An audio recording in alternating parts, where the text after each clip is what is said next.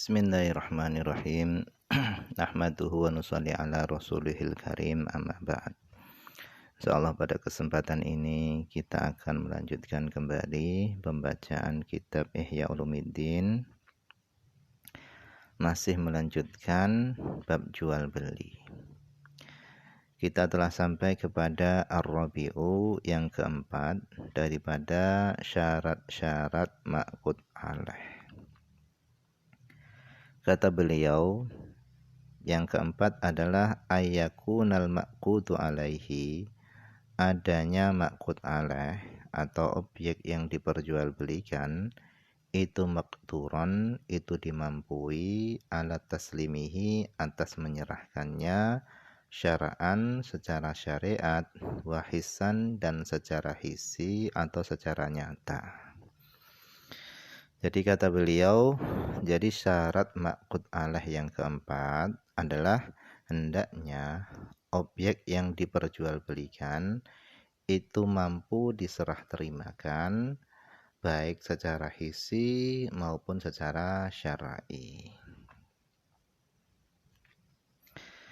Nah, yang dimaksud mampu menyerahkan benda yang diperjualbelikan secara syar'i itu adalah sekira di dalam penyerahan barang tersebut itu tidak ada hak Allah atau hak adami yang dilanggar. Jadi yang dimaksud dengan mampu menyerahkan benda yang diperjualbelikan secara syar'i itu adalah sekira di dalam penyerahan barang tersebut itu tidak ada hak Allah atau tidak ada hak adami yang dilanggar. Seperti menjual barang yang digadaikan atau menjual barang yang diwakafkan. Nah, nanti di bawah ada penjelasannya. Nah, kemudian yang dimaksud dengan mampu menyerahkan barang yang diperjualbelikan secara hisi atau secara nyata adalah sekira di dalam penyerahan barang tersebut itu tidak ada biaya yang besar yang dikeluarkan, dan sekira di dalam penyerahan barang tersebut itu tidak ada masyaqqah, tidak ada kesulitan yang menyusahkan, sangat menyusahkan di dalam menyerahkan benda tersebut. Oleh karenanya kata beliau, fama la yuqdaru ala taslimihi hissan la yasihu bai'uhu. Kata beliau, adapun benda yang tidak dimampui atas menyerahkannya secara hisi, secara nyata, maka tidak sah menjualnya. Seperti apa contohnya? Kata beliau, kal abiki, seperti menjual budak yang lari dari majikannya. Juga dicontohkan juga di dalam kitab-kitab fikih yang lainnya, seperti menjual burung yang terbang di udara. Nah, karena di dalam menangkap budak yang lari dari tuannya atau di dalam menangkap burung yang terbang di udara itu ada masyaqqah, ada kesulitan di dalam menangkapnya atau bahkan bisa mengeluarkan biaya yang banyak, maka jual beli semacam ini itu tidak sah. Kenapa? Karena tidak bisa menyerahkan barang tersebut secara hisi.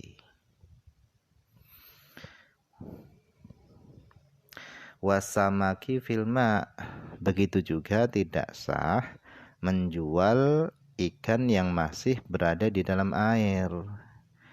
Misalnya ikan tersebut itu berada di dalam kolam yang besar. Nah, jual beli semacam ini itu enggak sah. Kenapa? Alasannya karena di dalam menangkap ikan tersebut itu ada masyaqqah, ada kesulitan di dalam menangkap ikan tersebut, sehingga enggak sah. Kemudian wal janini fil batni, begitu juga tidak sah menjual janin yang masih berada di dalam perut induknya. karena tidak bisa diserahkan secara hissi, secara nyata. Wa asbil fahli, begitu juga nggak sah menjual sperma binatang jantan. Nah, di dalam hadis disebutkan naha Rasulullah sallallahu alaihi wasallam an asbil fahli. Jadi kata Nabi, naha Rasulullah sallallahu alaihi wasallam an asbil fahli. Rasulullah sallallahu alaihi wasallam beliau melarang daripada menjual sperma binatang jantan. Jadi menjual sperma binatang jantan itu ada larangan langsung daripada Nabi Muhammad SAW. Karena di dalamnya itu ada unsur ketidakjelasan. Yang pertama dijelaskan oleh para ulama, yang pertama sperma yang dikeluarkan oleh hewan jantan itu tidak bisa diyakini sperma itulah yang membuahi binatang betina. Kemudian yang kedua, ukuran sperma yang keluar dari jantan, hewan jantan, itu nggak bisa diketahui ukurannya secara pasti.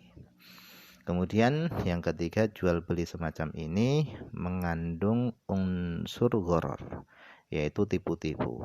Dan jual beli semacam ini bertentangan dengan syarat-syarat ma'qud alaih, yaitu adanya ma'qud alaih, benda yang diperjualbelikan itu hendaknya ada. Maksudnya adalah bisa dilihat secara nyata dan bisa dilihat secara jelas hinal aqdi, ketika akad. Nah, di dalam jual beli semacam ini tidak memenuhi syarat-syarat ma'qud alaih. Intinya jual beli sperma binatang jantan itu enggak sah karena ada larangan langsung daripada Nabi Muhammad SAW. Wakadha, begitu juga tidak sah bai usuf, menjual bulu binatang ala dhahril hayawan, yang masih berada pada punggung binatang. Menjual bulu domba misalnya yang masih berada pada punggungnya, ini enggak sah. Walabani fid dar'i, begitu juga menjual susu yang masih berada pada kantong susu hewan, ini juga enggak sah. La yajuzu, enggak boleh. Fa innahu, karena yang demikian itu yata'adzaru taslimuhu, karena yang demikian itu sulit menyerahkannya. Alasannya likhtilati ghairil mabi' bil mabi', karena bercampurnya benda yang bukan benda yang dijual bil mabi' dengan benda yang dijual, karena bercampurnya benda yang tidak dijual bercampur dengan benda yang dijual. Nah, jual beli semacam ini adalah tidak sah karena tidak ada kemampuan menyerahkan benda yang diperjualbelikan secara hissi atau secara nyata.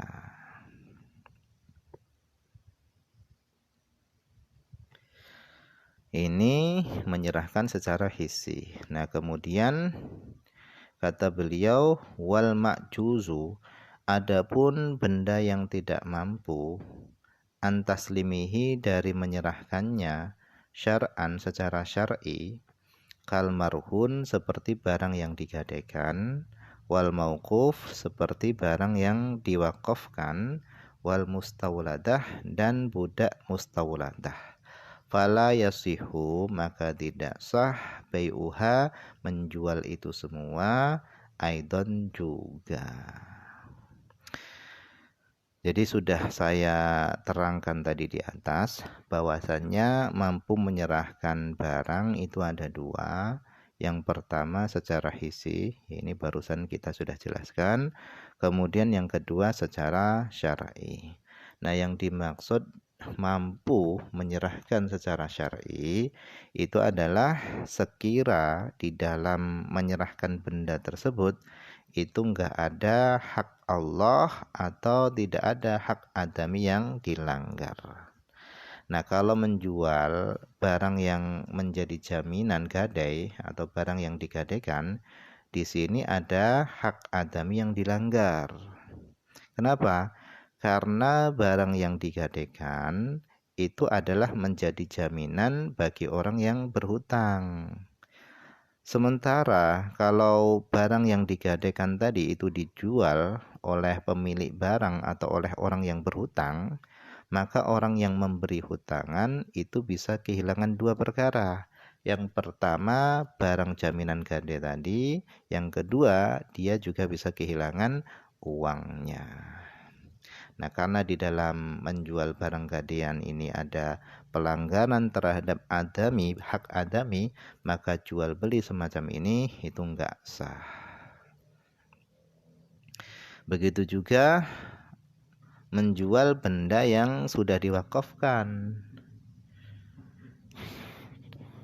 Nah, di sini ada haknya Allah yang dilanggar. Begitu juga menjual budak mustawladah. Ini juga ada pelanggaran terhadap hak adami. Karena budak mustawladah ini adalah budak perempuan yang sudah dijima oleh majikannya.